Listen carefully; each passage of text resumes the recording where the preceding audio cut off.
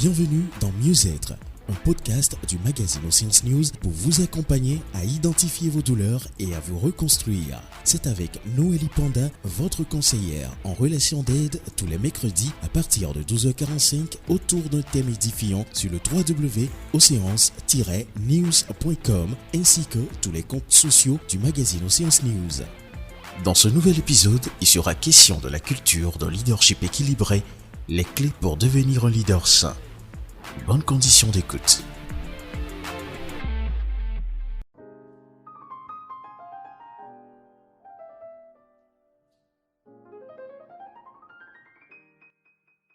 Bonjour, ici Noélie Panda, ta conseillère en relation d'aide.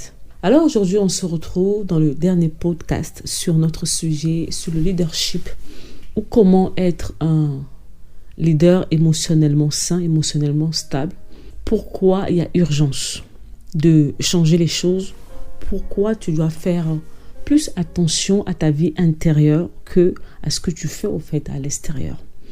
Et aujourd'hui, on se retrouve dans notre dernier épisode dans lequel nous allons parler de quelque chose d'important pour résumer au fait tout ce que nous avons dit pendant ces 3 dernières semaines. Être un leader émotionnellement sain, émotionnellement stable, je peux dire en quelque sorte c'est le travail d'une vie. C'est pas quelque chose que tu vas faire en une fois, c'est pas un travail que tu vas faire en une fois et que, entre guillemets, tu vas zapper après et passer à autre chose. Vous savez, les mauvaises habitudes ont la vie dure, ont la peau dure. Donc tu vas travailler sur toi. Tu vas essayer de sortir au fait des anciens schémas que tu as reçus dans ton parcours, dans ta vie pour pouvoir créer quelque chose de nouveau. Mais de temps à autre, au fait, les mauvaises habitudes, ces anciennes manières de faire peuvent vouloir revenir. Donc, il faut savoir que c'est quelque chose qui va te suivre toute ta vie. Quand tu sais que tu es un leader, tu es appelé à être un leader, chacun d'entre nous d'ailleurs, d'une manière ou d'une autre, que tu sois maman, que tu sois un papa, que tu sois un jeune, d'une manière ou d'une autre, nous occupons au fait des positions de leadership quelque part. Et puis, mais il y en a certains d'autres au fait qui sont appelés au fait à être des grands leaders entre guillemets. Ce sont des personnes qui sont appelées à drainer des foules. Si tu sais que tu es appelé à ce genre de choses, tu dois savoir que c'est un travail continuel que tu es censé faire sur ta personne. Ce n'est pas quelque chose que tu vas faire en une fois et puis on passe à autre chose. Non, parce que les mauvaises habitudes ont tendance à revenir très très très vite. Donc, c'est quelque chose qui va te demander que de temps à autre, que tu t'asseyes, que tu fasses une pause pour faire des réajustements. Vous savez, souvent je dis aux gens, ce n'est pas parce que je parle de la santé mentale que ma vie elle est parfaite, non. Parce que justement, je suis une personne qui a beaucoup de défis au niveau de la santé mentale. Donc, entre guillemets, quelque part, je suis mieux positionnée pour pouvoir en parler. Et que surtout, au quotidien, je me bats pour pouvoir vivre ce que je dis aux gens. Voilà, au fait, l'idée en général. Ce que vous voulez véhiculer aux autres, vous devez prendre la peine de vivre ces choses au quotidien. C'est pas genre, faites ce que je dis. Non, c'est faites ce que je fais. Ce que vous êtes doit se voir en vous. C'est ça qui va plus influencer. Et puis même inconsciemment, ce que vous êtes quand les gens ne vous voient pas, c'est ça qui va prendre vie à l'intérieur de ces personnes qui vous suivent, en fait. Donc, tu dois savoir qu'en tant que leader, tu as une grande responsabilité. C'est pas juste une question de fun, d'être devant les gens, de dire aux gens ce qu'ils doivent faire, ou de drainer des foules, ou de dire non, j'ai atteint mes objectifs, j'ai fait ci, j'ai fait ça. Non, c'est qu'est-ce que tu communiques, en fait, en tant que vie. Vous savez, ma devise, c'est choisir la vie. Et en tant que leader dans ce domaine-là, je me dis, pour pouvoir dire aux gens choisir la vie, je dois moi-même au quotidien travailler à choisir la vie. C'est comme ça que les paroles, c'est comme ça au fait que ce que je fais va pouvoir avoir de l'impact. Parce qu'il y a de l'authenticité dedans, c'est parce qu'il y a la vie dedans, alors cette vie va pouvoir toucher d'autres personnes. L'une des choses que tu es censé faire dans l'entrepreneuriat, on peut dire au fait que c'est l'intégrité. L'intégrité, pas devant les gens, mais quand les gens ne te voient pas. Quel type d'entrepreneur es-tu? Quel type de leader es-tu? Quel type de DG es-tu? Autant de questions que nous devons nous poser en nous-mêmes hors caméra. Quand les gens ne sont pas là, quand la foule n'est pas là, qui sommes-nous? C'est ça le vrai défi. Sinon, vous savez, nous sommes à une époque où tu peux créer beaucoup de choses.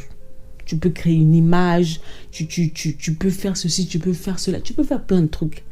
Mais en vrai de vrai, quand personne n'est pas là, qui es-tu? C'est ça ta force, c'est de là où tu tires ta force. Il y a quelques temps, j'étais partie au fait dans une conférence dans une ville et il y a une personne qui ne m'a pas vue depuis des années. La personne m'a dit « Waouh, Noélie, il y a quelque chose qui a changé sur toi. » En fait, on est incapable de le dire, mais les personnes qui te connaissent, ils te voient, il y a quelque chose qui a changé sur toi. Même dans ta manière de parler, quand tu parles, ce que tu communiques, il y a quelque chose qui a changé. Qu'est-ce qui s'est passé, Noélie? J'ai souri. Pourquoi? Parce que moi seule connaissais les défis par lesquels je suis passée ces années-là où cette personne ne m'a pas vue, au fait. Vous voyez? J'ai rencontré des défis, j'ai rencontré des challenges qui ont dû me pousser à travailler sur moi-même afin que cette nouvelle version de Noélie améliorée puisse sortir, en fait. Les gens, ils voient le résultat, mais c'est pas quelque chose, en guillemets, qui est venu comme ça. Ça a été un travail qui a été fait dans l'ombre, quand personne ne me voyait. C'est là, au fait, où mon vrai moi, où j'ai appris à être. Et non seulement être dans le faire, non. J'ai appris à être. Et c'est ça qui fait que quand je me mets devant les gens, quand je vais commencer à communiquer avec les gens, quand je vais commencer à parler aux gens, quand je vais dire les trucs aux gens, il se produit quelque chose. Parce qu'il y a eu le être avant. Le être, ça ne se fait pas au fait quand nous sommes devant les gens, au fait. C'est quand personne ne nous voit au quotidien, dans nos luttes personnelles, dans notre vie intérieure. Ces choses que les autres ne voient pas de nous, que nous seuls connaissons. C'est à ce niveau-là, au fait, tout se joue. Et malheureusement ou heureusement, c'est le travail de toute une vie. C'est l'un des travaux qu'on n'aime pas faire. Le derrière, au fait, le revers de la médaille. Ce que les gens ne voient dans les coulisses, ce que les gens ne voient pas, au fait, ce que même ton équipe ne voit pas, qui a attrait à toi en tant que leader. Tes défis, tes challenges, ta vie intérieure, tes peurs, tes luttes, tes limitations. Voilà ton vrai toi. C'est à ce niveau-là que moi et toi, au fait, nous sommes appelés, au fait, à pouvoir travailler pour que quand, en guillemets, on a l'opportunité, au fait, de nous mettre devant les gens, de conduire les gens, qu'on puisse leur communiquer des choses, des vraies choses qui va les changer. Parce que le leader, c'est ça, en fait. Le leader n'est pas là seulement pour atteindre seulement ses propres objectifs. Le leader est là pour que ces hommes, ces femmes, ces personnes, au fait, qui sont autour de lui, qui puissent être impactés d'une manière ou d'une autre, pour que leur vie puisse changer en bien. Donc le leader, c'est pas forcément la personne qui se sert en premier. C'est pour ça que je dis que de plus en plus j'avance et l'idée que je me fais au fait de leadership a changé. Le leadership, c'est pas la personne qui est en haut, intouchable. Non, souvent c'est le serviteur. C'est la personne qui sert les autres, c'est la personne qui est là pour les autres. Qu'est-ce que tu communiques? Qu'est-ce que les gens retiennent de toi? Dans ta présence, comment les gens se sentent? Qu'est-ce que tu véhicules? Autant de choses à laquelle nous devons réfléchir. Et ça va nous demander de ralentir. De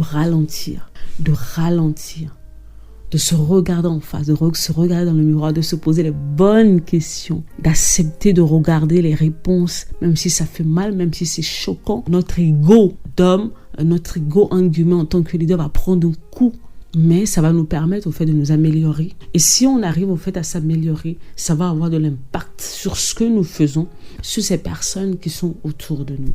C'est ce que j'aimerais vraiment partager avec toi pendant ces 4 épisodes de podcast sur la nécessité de l'urgence. Parce qu'on a tellement d'abus. Il y aura un moment où je viendrai parler des abus. Mais on n'en est pas encore là. Apprenons à devenir des personnes, des leaders. Chacune au fait dans notre domaine, des personnes saines. Pour nous-mêmes et pour les personnes qui sont autour de nous. C'était Noélie Panda, ta conseillère en relation d'aide. On se retrouve très très très bientôt pour un nouvel épisode. Pour un nouveau sujet de podcast. Bye bye.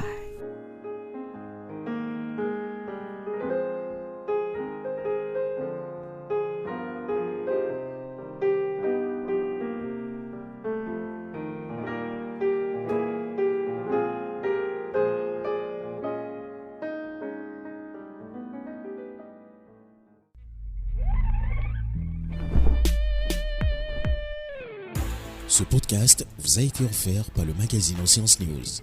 Si vous avez des questions, écrivez-nous à l'adresse contact@oceance-news.com. Rendez-vous mercredi prochain pour un nouvel épisode. Océance News, le magazine de l'Afrique émergente.